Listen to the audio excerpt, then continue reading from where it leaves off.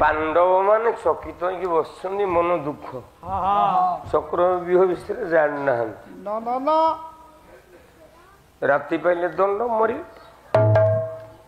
मन दुखरे बसला बेले पहुंचला सेतिके बेले अर्जुन पुओ अभिमन्यु देखिला को बापा दादा मन खुशी ना सब विषादरे मन दुखरे समस्ते बसछन्ति हौ पचारला बड़ बापा कौन ही बड़ बापा कौन ही बड़ बापा कहीं एत बड़ विषाद अच्छी तो दुख हृदय नारे गुरुदेव द्रोणाचार्य करिछन्ति चक्रव्यूह भेदन तो बापा को बिंधिबा कथा किंतु जलधर व्यूह को चली जाय तो बापा नाई अभिमन्यु रे काली ठुआ आम मान को तो देखा पाइबुनी काली आप समस्त को द्रोणाचार्य मारिदे हसी देला अभिमन्यु खला बड़ बापा मैं हूं ना मु परा अच्छी कोहली अच्छी ये जाडेजा अच्छी पांड्या अच्छी 12टा बॉल को 4टा रन तुम ऑस्ट्रेलिया वाला जीतियो बोली भाविच जदि 12टा बॉल रे 42 रन था तथापि कुटी दे अभिमन्यु उत्तर देला बड़ बापा मु भेदीबी ना चुप पाटी करना जा घर मूर्ख छोटिया छुआटा तू कौन जीवु चक्रव्यूह भेद करने द्रोणाचार्य मरवा को जीव आम आखि आगे हम ते मारिदेबू ना ओ मते छोटिया भाविदेल सान सिना दानता महान मोठरू आहरी केते छोट पिला थिले मोर गोटे छोट भाई थिला कला नाम गोटे गडई ताबेलालो सेन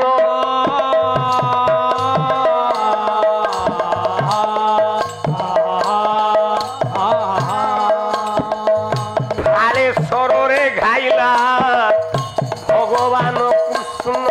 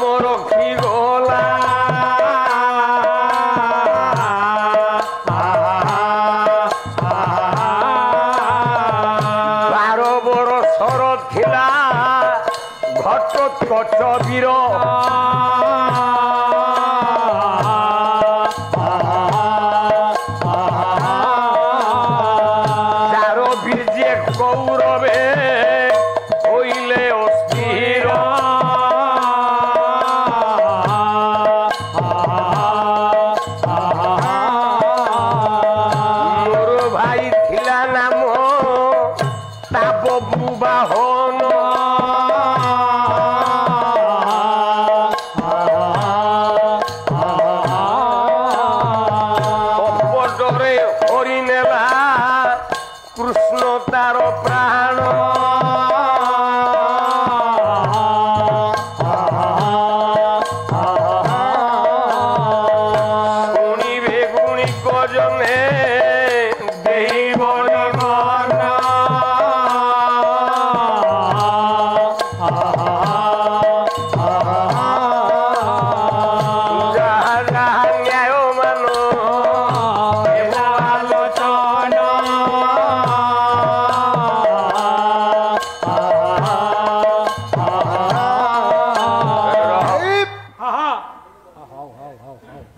କରିଦେଲେ ଅଭିମନ୍ୟୁ କହିଲା ବଡ ବାପା ଅଭିମନ୍ୟୁ କହେ ମାତା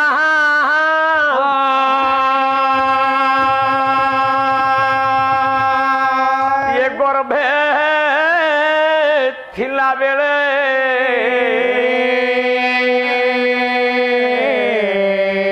ଦିନେ ଦିନେ ଚକ୍ରବ୍ୟୁହ କଥା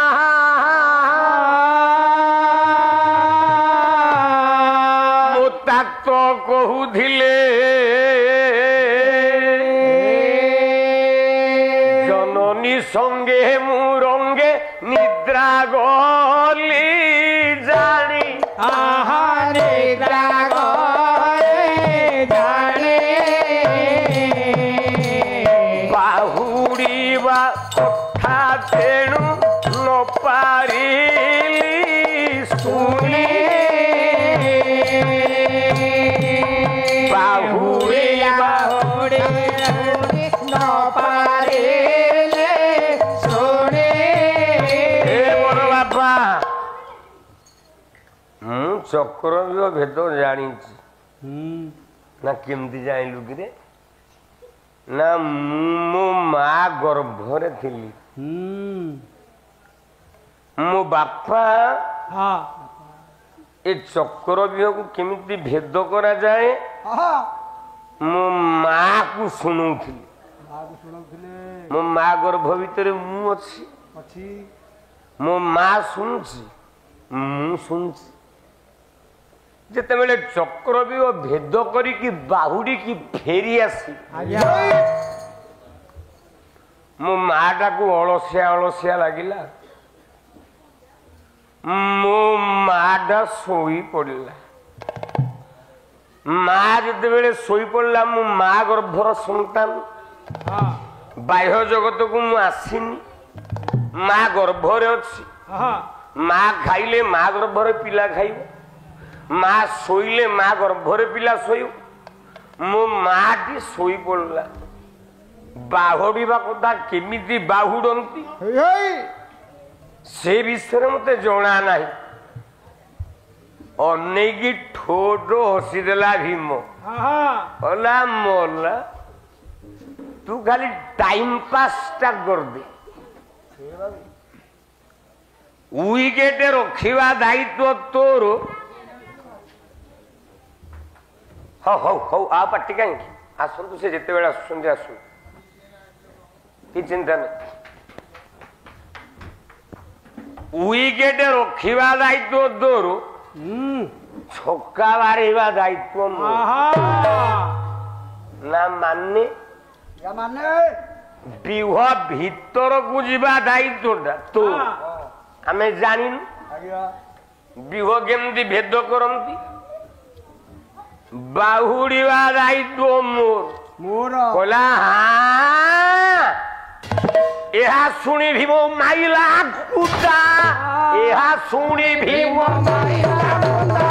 ଏହା ଶୁଣି ଭୀମ ମାଇଲା କୁଦା ଏହା ଶୁଣି ଭୀମ ମାଇଲା କୁଦା ସବୁ ତୋଳି ଫିଙ୍ଗିଲା ଗୋଦା ଆକାଶକୁ ତୋଡ଼ି ଫିଙ୍ଗିଲା ଗୋଦା ଘାତେ ଶତ୍ରୁ ହୋଇବେ ପୋତା ଘାତେ ଶତ୍ରୁ ହୋଇବେ ପଦା ବୀର୍ଯ୍ୟ ହୋଇ ଏଡ଼େ ଆସ୍ପର୍ଦ୍ଧା ବୀର୍ଯ୍ୟ ସଦା ବୀର୍ଯ୍ୟ ସଦା ଶତ୍ରୁ ଶିରେ ବସାଇବି ବସୁଧା ବୀର୍ଯ୍ୟ ସଦା ହିମ ବୀର୍ଯ୍ୟ ସଦା ହଉ ପ୍ରଭୁ ମଙ୍ଗଳ କରନ୍ତୁ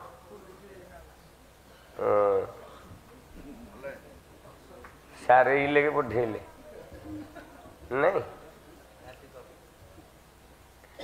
ସାରେ ଲାଗେ ପଠେଇଲେ ଆଉ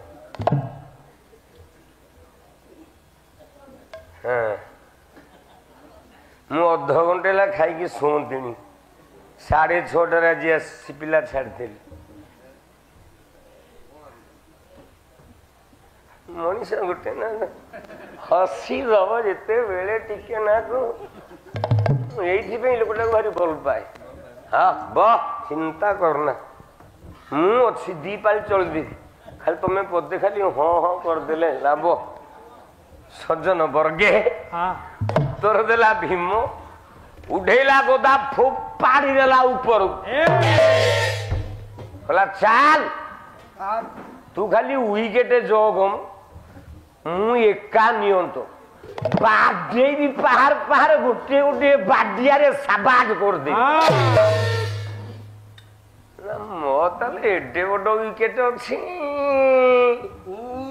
राति पाई पाई आसी ठीक सेतिकी बेले अभिमन्यु युद्ध वेश को जीवा पाई निज स्त्री पाखे पहुंची बड़ बापा आदेश देछन विराट राजा झी उत्तरा हूँ स्त्री डाकिला उत्तरा उत्तरा सुनच ना कौन नहीं महाभाग्य इंडिया टीम रे जे स्थान पाइब तार महाभाग्य आ तो हजार खेलाड़ी बाहर का ड्यूटी केते बेले पड़िबो किए कहिबो जा ड्यूटी भाबिबो से राति सारा पूरा दिल खुश कहला मु इंडिया टीम रे स्थान पाई जाई आसो आसो आसो आसो उत्तरा आसो प्रभु मंगल करंतु मु तोते डाकुनी आसो आसो तू किसी कथा ना हऊ मो धन प्रभु मंगल करंतु आयुष्मान भव आसो आसो जी लुगा नहीं से लुगा सकाल नहीं कि थोइबो वो बोपा किछि मानिबी नहीं नले राति पाइला बेलू मो मुंड ऊपर 300 टंका धोई थाओ नले रक्षा जमा नहीं बर्दीर राण मुझा कहे से करे रे बापा कला किलो जबा धरी हरिणी नयना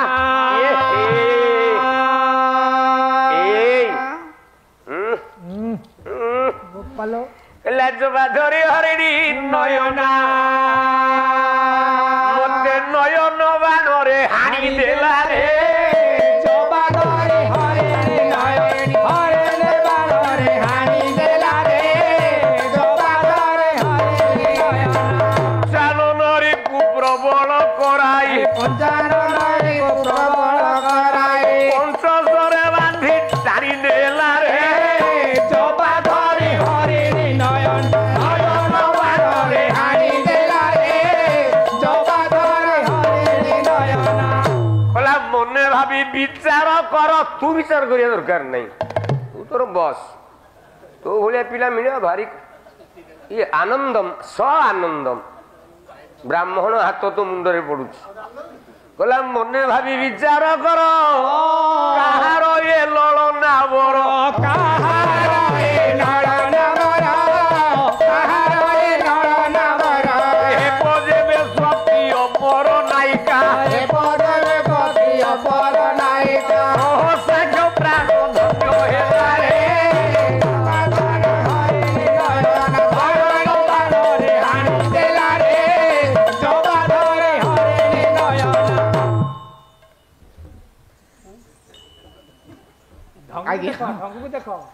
कहले सरल गामिनी मानिनी पृथुनी तंबिनी कामिनी प्रोथोरे कामिनी कामिनी प्रोथोरे कामिनी कामिनी हे बजेबे गोरी मोर तो सुशीला हे पदे पहिबर दसुसिया जा जा जा जा मो जा जा ए जा मो कला हे बजेबे गोरी मोर तो सुशीला ये मुन काहे केते गुडे पाली आनी कि पैसा खर्च करिवि मो कला मुनि मन मान सारी देला रे जबा धरी हरिणी नयन नयन बाणरे हाणी देला रे जबा धरी हरिणी नयना कला दर्शन डालिंब धरी प्रकृत ध्रुवात झील पिला भाया देखा जाऊँ भारी भल लगुच मत आज कला दर्शन डालिंब धरी हेब जेबे पाताल गोरी हे पदे पाताल गोरी हे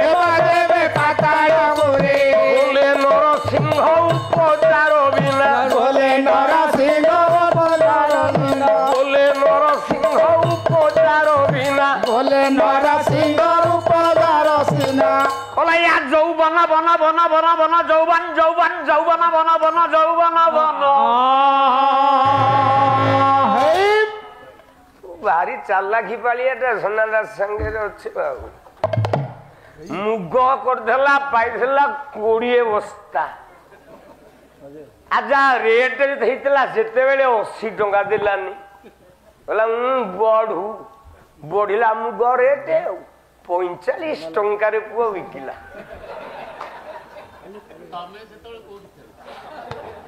45 ଟଙ୍କାରେ ମୁଗ ବିକିଲା কলা বলে নরসিংহ উপচার হবি না যৌবন বন নাশ হেলা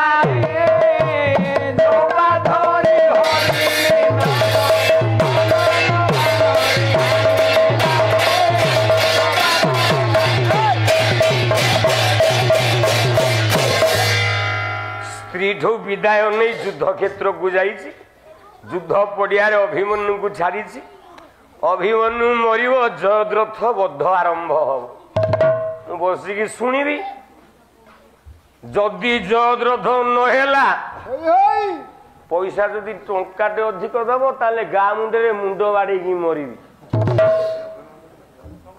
কাইকি লেখা যাইছে প্রথম গায়ক যে বিষয়ে আরম্ভ করিবে দ্বিতীয় গায়ক সেই বিষয় অবশিষ্টাংশ রু আরম্ভ করি অলঙ্কার দেই সে গতিকু পরিবেশন করিবে তুমি লেখিছ মু লেখিনি তুমি যাহা করিছ নৃসিংহ হোতা 4 দিন যাক সেইয়া করিছি এইটাই অভিমন্যু খালি মরিব কোন সাঙ্গে সাঙ্গে কহিলে মারদেবি গলা যুদ্ধ করিবা পাই কলা সপ্তরথী একত্রিত হইলে কারণ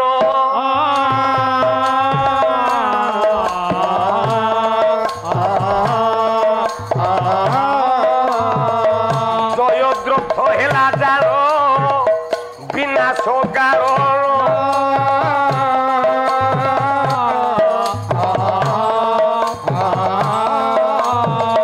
শিরে দুঃশাসন করা গোদা গুপি দিলা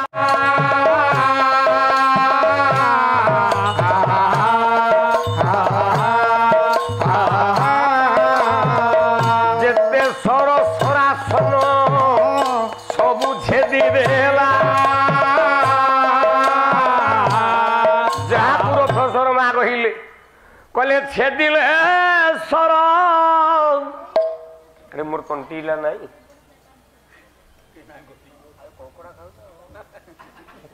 तुमको मिलू नहीं है तो अब काली व्यवस्था कर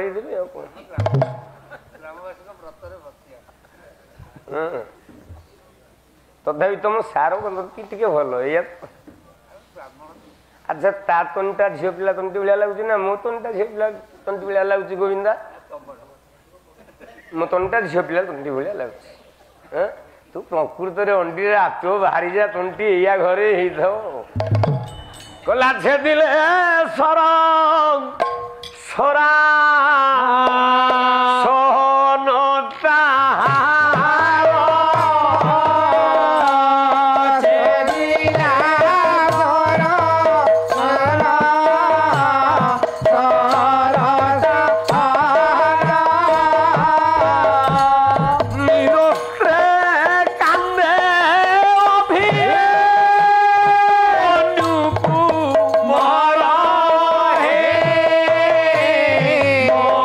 no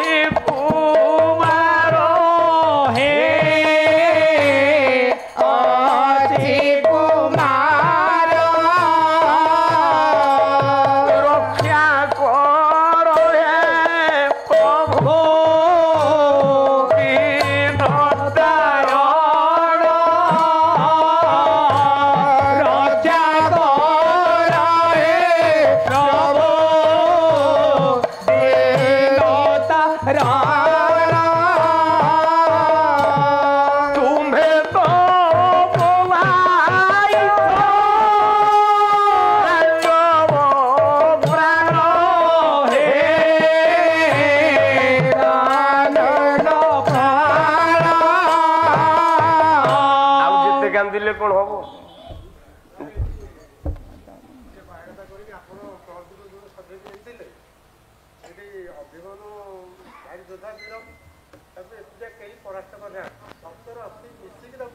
ହଁ ଏକା ଧାଡ଼ିରେ ପରା କହିଲି। ହଉ ସୁନ୍ଦର ନହେଲେ ନାହିଁ ମତେ କହିବେ କାଲିଠୁ ଅସୁନ୍ଦରିଆ ଗାଏ କଣ କଣ ଏହା କହିବେ। ଟୋଲଟା ସଜେଇକି ନେଇ 4 ଘଣ୍ଟା ପର୍ଯ୍ୟନ୍ତ ଗଲିଣି। ତେଣୁ ସପ୍ତରଥୀ ଏକତ୍ରିତ ହେଇକି ଆପଣ ତ ଜାଣିଛନ୍ତି, ମୁଁ ଜାଣିନି କଣ ମୋ ସାର୍ ମତେ ପଢେଇ ନାହାନ୍ତି।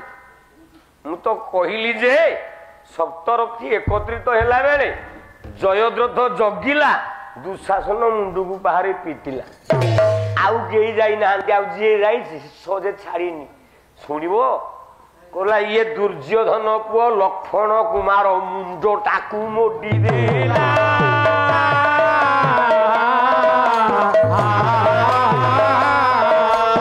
ବଂଶ ବୁଡ଼ିଲା, ବଂଶ କାହିଁକି ରହିବ ବୋଲି କହିଲା। ଭୁଲ ପ୍ରଥମେ କରିଛି ଅଭିମନ୍ୟୁ, ଆଗକୁ ଆଗକୁ ମାରିଛି, ନିଜ ଭାଇଟାକୁ ମାରିଦେଲା ଆଗ। ଦୁର୍ଯ୍ୟୋଧନ ପୁଅ ଲକ୍ଷ୍ମଣ କୁମାର ଠିଆ ହେଇଛି ଏକାଦଶ ଦ୍ୱାରରେ, ଯେମିତି କାଳିଚି ଗଞ୍ଜା ମୁଡି ରକ୍ତ ଗାଇ ଫୋପାଡନ୍ତି, ଠେଲା ଠେଲା ଗଞ୍ଜା ମୁଡିଲା ଭଳିଆ ମୁଣ୍ଡଟା ମୁଡିଲା।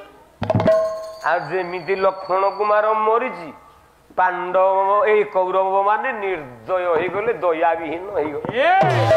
ଯାହା ଟିକେ ପୁଅ ପୁତୁରା ବୋଲି ଭାବୁଥିଲେ, ଅଳପେଇ ଅଳପେଇ ଯୁଦ୍ଧ କରୁଥିଲେ, ଯେତେବେଳେ ତାଙ୍କ ବଂଶକୁ ବୁଡେଇଲା, ଛକା ପିଟିଲା ଭଳିଆ ପାହାରେ ପିଟିଲା। ଦୁଃଶାସନ ଏକାଥରେ ଶେଷ।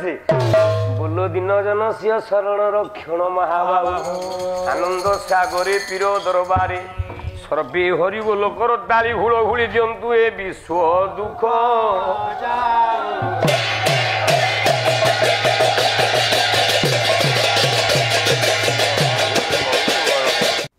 गुरु कृपाचार्य को कहला कहला गुरुदेव। हाँ जेजे जेजे कौन आपण होउचंती हाँ गुरु द्रोणकर शला। ठीक आपण को भौणी की बाहाइचंती किए? द्रोण द्रोण तांको भौणी ना कौन? तांको भौणी ना भौणी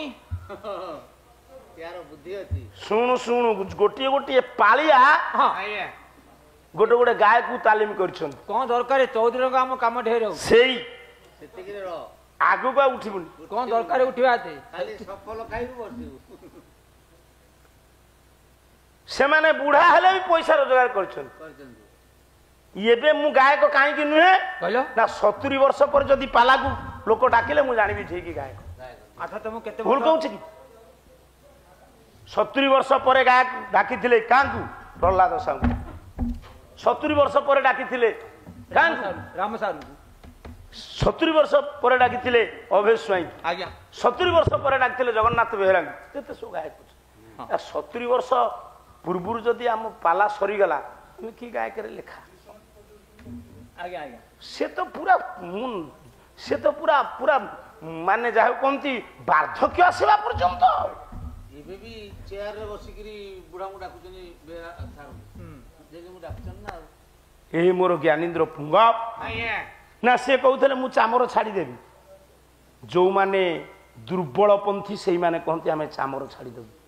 तमे पचारछ मते द्रोणଙ୍କ स्त्री ना कोन तो कृपी आ हेला अपन सकूथलु कोन गाय मोहे तमर मन अछि कि नाही परीक्षा करथली। अच्छा अच्छा अच्छा को दिन ठु परीक्षा करी सिकिलुनी खंडे पान दियंतु कहि देबो कहले माने ने पानटा नले पुनी बळा आसीबो खरा बेले तांग घरु केमी जीवु तांग घरु आज्ञा कृपी कहिला अभिमन्यु बेस कहिला दिने कौरव पांडव मु सुनिछि जे ओ लुहा कंदुक गड़े की खेलु खेलु गोटे कुओ भितर कंदुकटा पड़ी गला। आज्ञा सेतो बेले तुमे थिलो तांको ट्यूशन सारे बस अस्त्र शिक्षक अस्त्र को तापर कोन कहले तुमे जेते चेष्टा कले सुधा ताको बाहर करी पारलो ना। ना अपमान पाई गुरु द्रोण सही बाटे जाउथिले जीवर धन धन जीवन रे रूप ଦ୍ରୁପଦ ରାଜକୁ ଧେନୁ ପାଇଁ ଯାଇଥିଲେ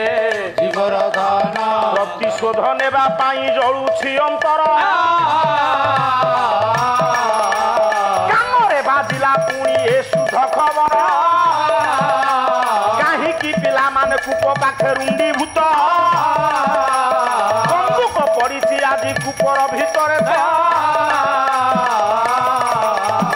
ବାବୁରେ ଇଏ ତୀରଣ ଆଣି ମନ୍ତ୍ରୁଣି ଦେଲେ ଇଏ ଛାଡ଼ିଣ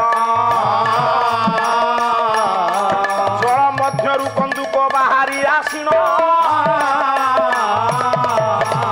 ଏହି କୌଶଳତା ପୁଣି ପ୍ରଚାର ହୋଇଲା ପିତାମହ ଭୀଷ୍ମକର କାନରେ ପଡ଼ିଲା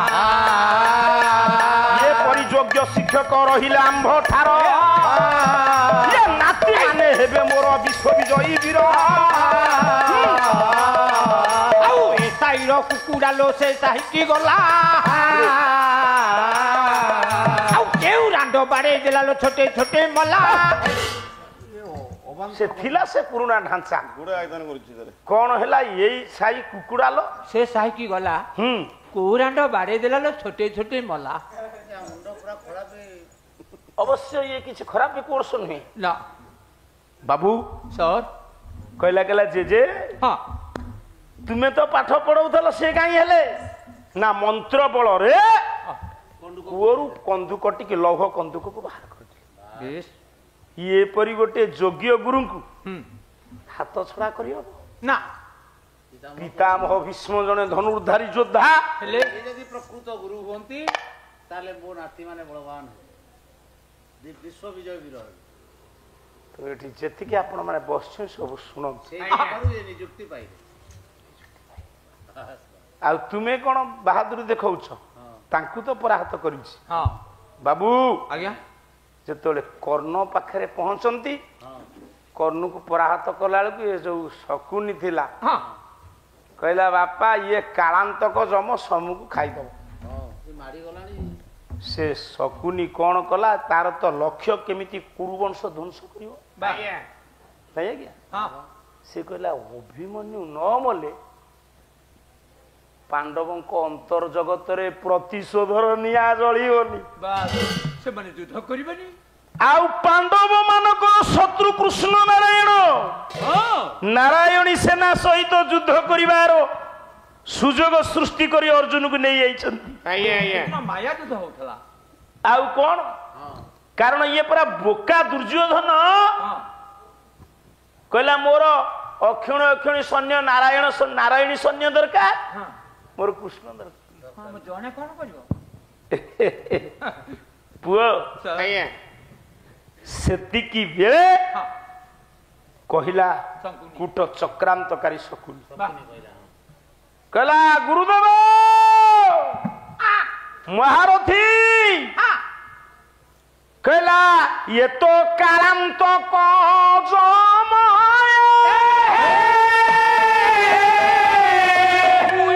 ସହଜ ସାଧ୍ୟ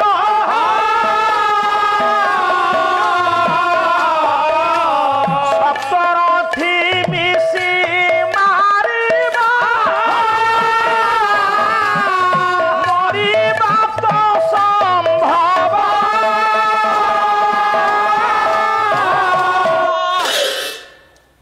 ଜଣେ ହେଲେ ୟାକୁ ପାରିବାନି ପାରିବନି ୟାକୁ ପାରିବନି ନା ଯଦି ସମସ୍ତେ ମିଶିଯିବା ଦୁଇଟି ମତ ଯେ 7 ଜଣକୁ ପରାହତ କରି 7 ଜଣ ମହାରଥୀଙ୍କର ଶକ୍ତି ସାମର୍ଥ୍ୟ ସହିତ ଦ୍ୱନ୍ଦ୍ୱ କରି ବିଜୟ ପରେ ସପ୍ତରଥୀ ବେଢିଛନ୍ତି ଆଉ ମତରେ ସେ ଦିଟା ଯାକ ମତକୁ ଆପଣ ଯୋଉଟା ଗ୍ରହଣ କରିବେ ମୋର କିଛି ଅସ୍ୱୀକାର କରିବାର ନାହିଁ ନା ପୁଅ ଚକ୍ରାନ୍ତକାରୀ କହିଲା ଇଏ କାଳାନ୍ତକ ଜମ ବାପା ଏଡ଼ିକି ବକଟେ ପିଲା ସମସ୍ତଙ୍କୁ ମାରିଦବ ଆମର ମୂଳ ଲକ୍ଷ୍ୟ ଥିଲା 2 ଜଣଙ୍କ ଉପରେ ଦ୍ରୋଣ ଏବଂ କର୍ଣ୍ଣ ସେ ତ ତାଙ୍କୁ ପରାସ୍ତ କରି ସାରିଲା ଆମେ କେତେ ମାତ୍ର ଇଏ ମାରିଦବ ବାହ ଏଇଠି ତ ଯୁଦ୍ଧ ସରିଯିବ କଣ କରିବା ଏବେ ଡାକ ଦେଲା କହିଲା ଗୁରୁ ଦ୍ରୋଣ ଆଉ ବିଳମ୍ବ କର ନା କର୍ଣ୍ଣ ମହାରଥୀ ଅଙ୍ଗରାଜ ବିଳମ୍ବ କରନା 7 ଜଣ ଯାକ ମିଶିକି ମାରିବା ପତ୍ର ହେଇଯିବ ଆଉ କହିଲେ ଆଜ୍ଞା ଏଥିରେ 7 ଜଣ ଯାକ ମିଶିକି ମାରିବେ ଯୁଦ୍ଧ କରିବେ ଆଜ୍ଞା ଆଉ ଅସ୍ତ୍ର ଅଛି ନା ନିରସ୍ତ୍ର ହେଇଗଲା ଗର୍ଜନ କରୁଛି ବଡ ବାପା ବୋଲି ବଡବାପା ଏ ତ ପାଦ ତଳେ ପଡୁଛି ରେ ଜୟଦେବ ତ ମତେ ଛାଡ଼ିଦେ ଆରେ ଛାଡ଼ିଦେ ମୁଁ ଜାଣୁଛି ମୁଁ ଭୁଲ କରିଛି ଜୟଦେବ ଛାଡ଼ିଦେ ମତେ କାହାକୁ ଛାଡ଼ିଦେବି କରୁଛି ପଦରେ ଗୁହାରି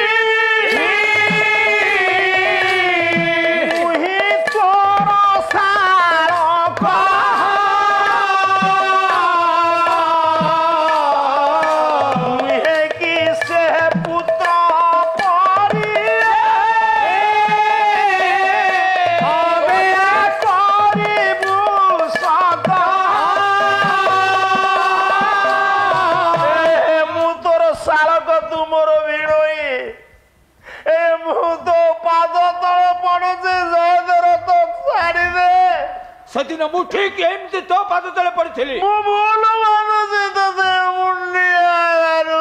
ସେ ଭୁଲର କ୍ଷମା ନାହିଁ ଭୀମ 7 ଜଣ ମିଶି ମାରୁଛନ୍ତି ବକଟେ ପିଲାକୁ ଡାକୁଛି ବଡ ବାପା ମୋ ତଣ୍ଟି ଶୁଖି ଯାଉଛି ପାଣି ଡୋବେ ଦିଅ ପାଣି ଦିଅ ବଡବାପା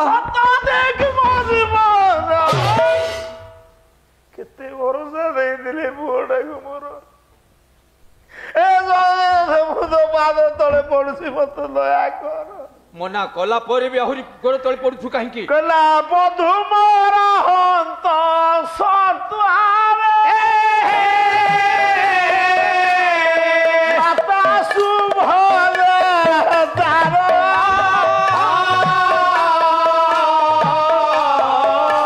ରଖି ନ ପାରିଲେ ବାବୁ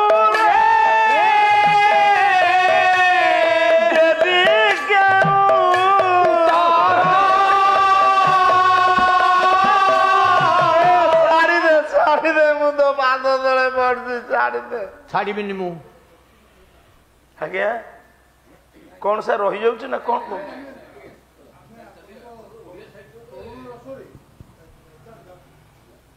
ଏ ତ ପାଦ ତଳେ ପଡୁଛି ଛାଡ଼ିଦେ ମୋ ବୋଉ ଏ ସୁଭଦ୍ରା ଯେତେବେଳେ ପଚାରିବ ବଡ ଭାଇନା ମୋ ପୁଅ କାହିଁ ମୁଁ କେହି ଉତ୍ତର ଦେବି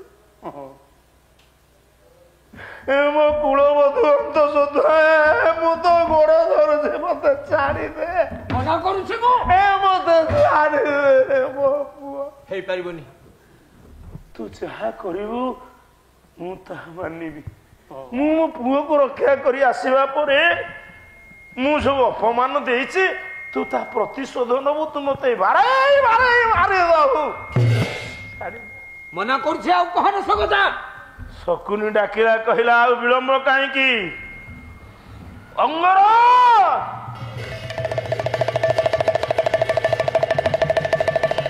ବିଳମ୍ବ କର ନା ମାର ଦେଖ ଗୁରୁ ଦ୍ରୋଣ ମାରିବେ କଣ ଧନ୍ୟବାଦ ଦେଲେ ରଥ ଚକ ଭାଙ୍ଗି ଯାଇଛି ଡାକୁଛି ମୋର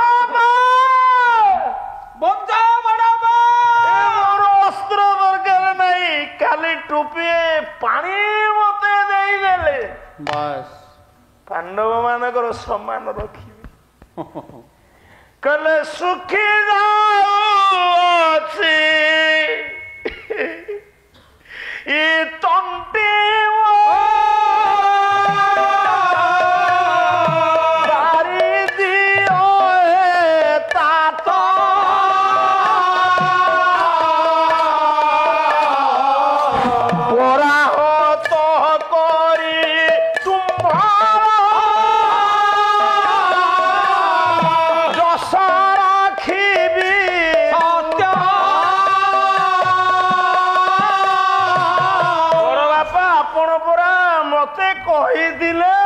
ପଛେ ପଛେ ଆସିବେ କୁଆଡେ ଗଲେ ଭାରି ଶୋଷ ଲାଗୁଛି ବଡ ବାପା ଇଏ 7 ଜଣ ଯାକ ଅନ୍ୟାୟ ଯୁଦ୍ଧ କରୁଛନ୍ତି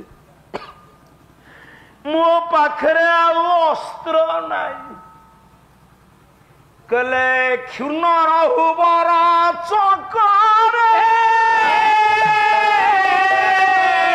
କରୁଅଛି ସୁରକ୍ଷା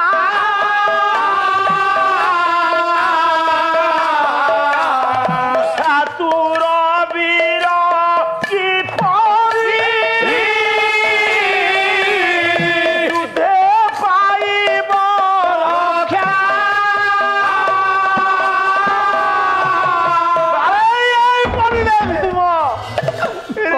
ପୁଅ ମାଗୁଛି ପାଣି ପିଇବ ମୁଁ ତ ଗୋଡ ତଳେ ପଡୁଛି ରେ ତୁ ଏତେ ବଡ ଚଣ୍ଡାଳ ମୁଁ ଅବଶ୍ୟ ଅପରାଧ କରିଛି କହିଲା କ୍ଷମା କର କ୍ଷମା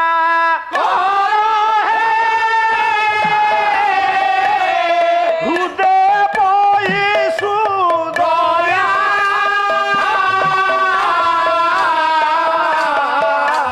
ପାଣି ଟୋପେ ନେଇ ଦିଅ ରେ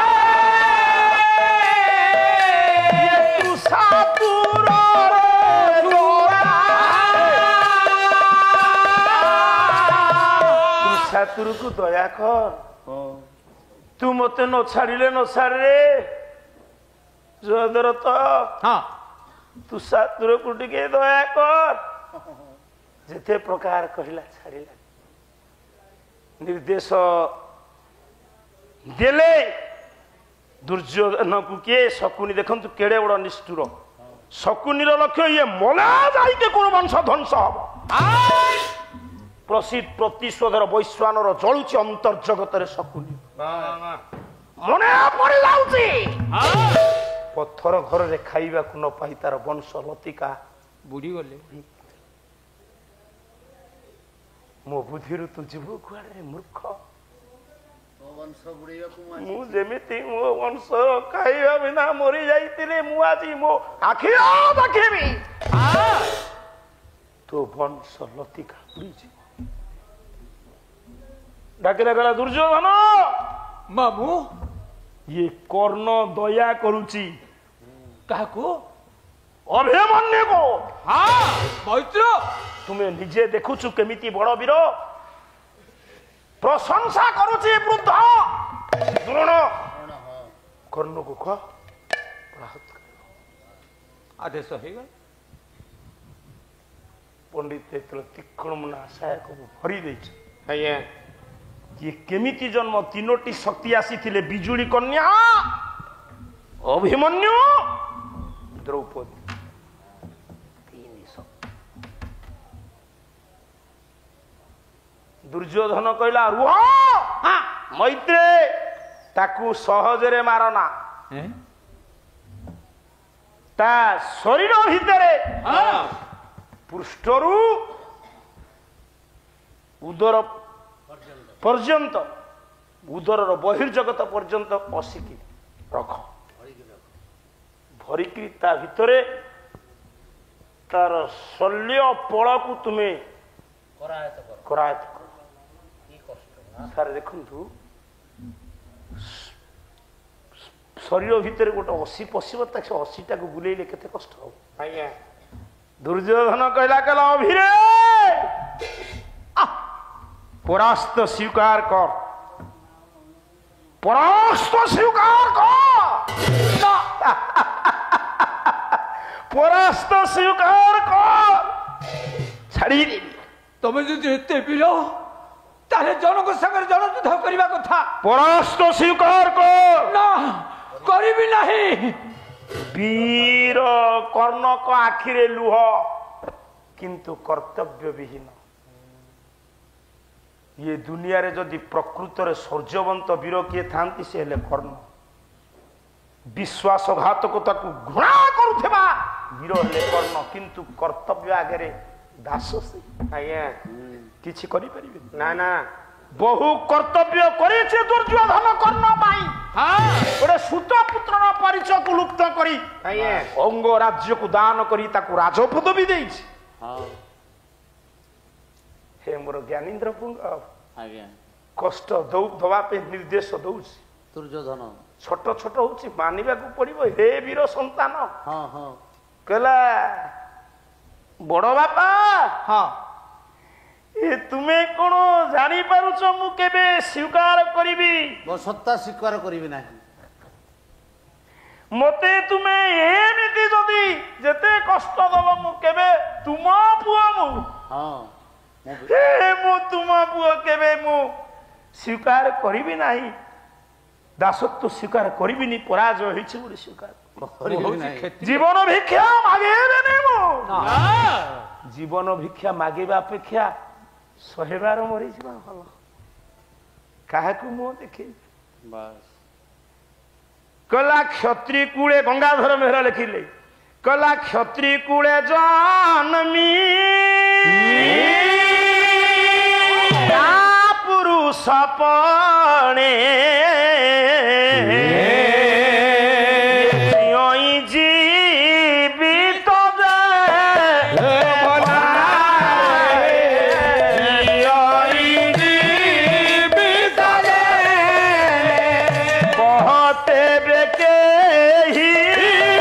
জীবন মুক্ত বলি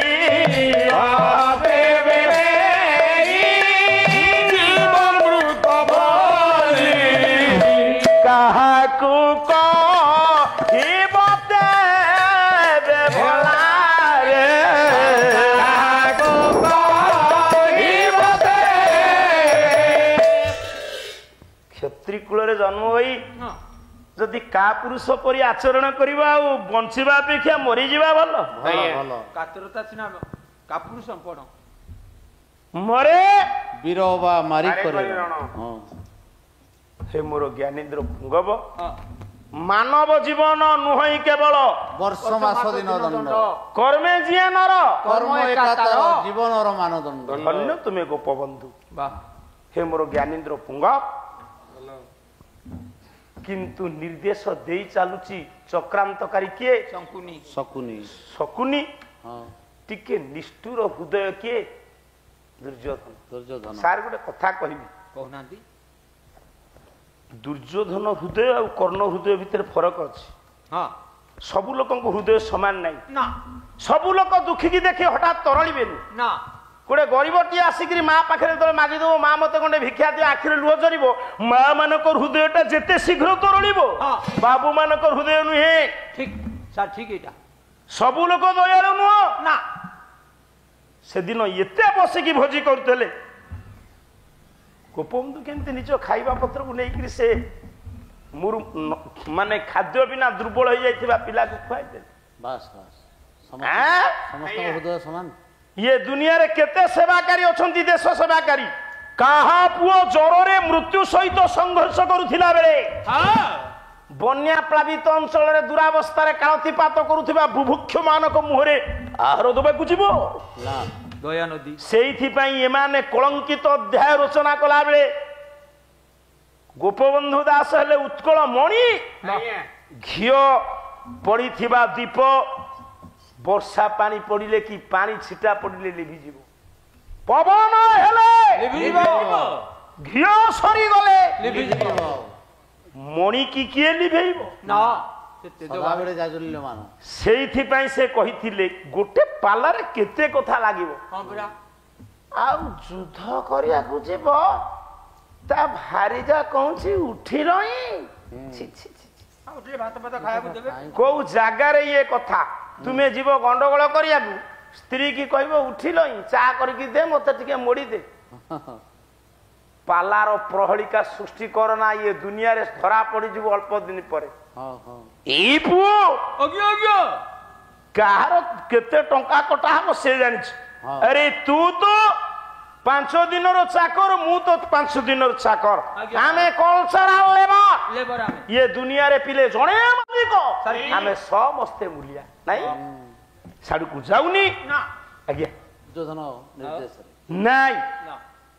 କିନ୍ତୁ କାହିଁକି କର୍ଣ୍ଣଙ୍କ ପ୍ରଶସ୍ତି ହେଇଛି ନା, ଯେହେତୁ ଏଠି ସାରଳା ଦାସ ବିଚାର କଲେ, ଯେହେତୁ କର୍ଣ୍ଣ ପାଣ୍ଡବ ମାନଙ୍କର ଅଂଶ, ହଁ ରକ୍ତ ଦିଟା ବାରୁଅ ଝିଅ ଦିଟା ପିଲା ଜନ୍ମ କଲେ, ସେ ଦିଟା ଯାକ ଯୋଗ୍ୟ।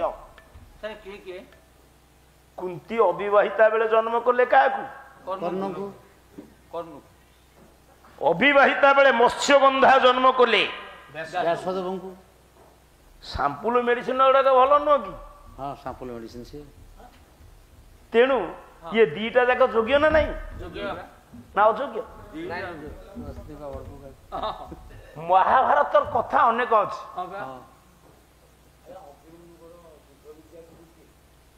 ସେଇ ତ ମୁଁ ତାକୁ ଥାକ ରଖିଛି, ପୁଣି ଆପଣ ମତେ କଣ ପଚାରୁଛନ୍ତି? ପଚରା ହେଇଛି, କହିବେ କାଲି ଅଭିମନ୍ୟୁକୁ କିଏ ଯୁଦ୍ଧ ହୋଇଥିଲା ସେ କହୁଛି। ସିଏ କହିବେ, କହିବ ଯେ ସଂସ୍କୃତ ମହାଭାରତ ହଉ କି ଓଡ଼ିଆ ମହାଭାରତ ହଉ ପ୍ରମାଣ ଦବୁ କହିବ।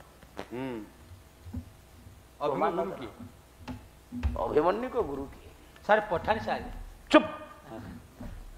ଏଇ ପୁଅ ଆଜ୍ଞା ବାବୁ ସାର୍ ଟାଇମ୍ ହେଇଗଲା। ସେ କଣ କହିବେ ଜାଣିଛନ୍ତି? ସେ କହିବ ମା ପେଟରୁ ତ ସବୁ ଶିଖିଥିଲା, ଗୁରୁ କିଏ? ମୁଁ କହିବି କାଲି କହିବି, ଆପଣ ବ୍ୟସ୍ତ ହୁଅନ୍ତୁ, ସେ ଟିକେ ଦରାଣ୍ଡନ୍ତୁ ବାବୁ। ଆଜ୍ଞା କିନ୍ତୁ ଏଠି ସାର୍ ନିର୍ଦ୍ଦେଶ ଯେତେବେଳେ ଅତିରିକ୍ତ ହେଇଗଲା ଆଉ ମାନିଲାନି କର୍ଣ୍ଣ। ନିଷ୍ଠୁର ଦୁର୍ଯ୍ୟୋଧନ କହୁଛି ମାର ନା, ସେ ପରାମର୍ଶ ସ୍ୱୀକାର କରିବ, ଜୀବନ ଭିକ୍ଷା ଲାଗିବ। ଅଭିମନ୍ୟୁ ମାନିନି ସେ କଥା। କୋଳରେ ଧରିଛନ୍ତି କିଏ? କର୍ଣ୍ଣ। କର୍ଣ୍ଣ।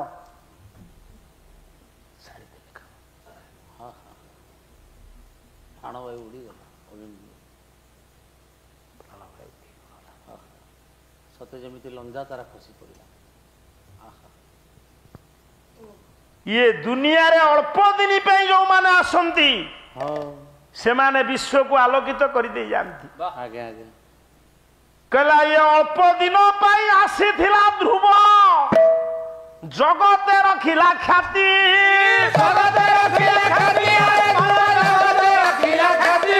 ଇଏ ଅଳ୍ପ ଦିନ ପାଇଁ ଶ୍ରବଣ କୁମାର,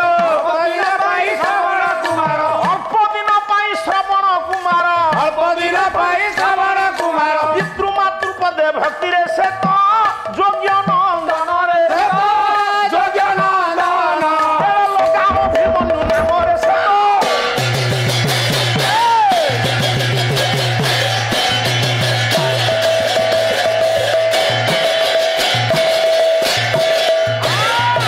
ଅଳ୍ପ ଦିନ ପାଇଁ ଧ୍ରୁବ ଆସିଥିଲା।